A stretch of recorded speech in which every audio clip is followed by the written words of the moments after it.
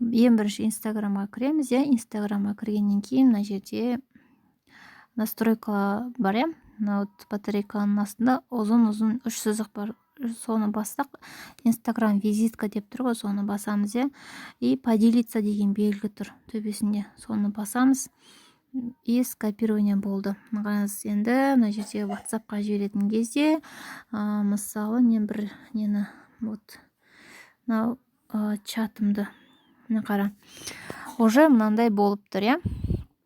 Мына жерде астында ссылка тұр. Ссылканы өзгертеміз. Мына жерде имя пользователя дегендердің бәрін өшіріп тастап, командама қосылыңыздар, прямой болады деген сияқты сөздерді уже мына жерге жаза береміз.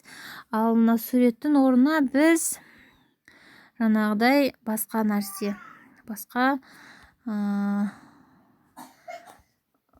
мына сурет емес, өзіміздің жеке түскен суретімізді қою үшін бірінші мынау ссылканы копировать етіп аламыз. Копировать етеміз да, бұны өшіріп тастаймыз.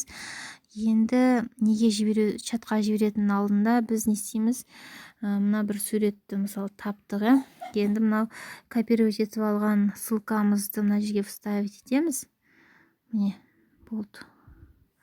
И мына ссылканы былай басатын болсақ, уже прямой біздің инстаграм парақшаға полный неге кіріп тұр. Осылай жасалынады ссылка.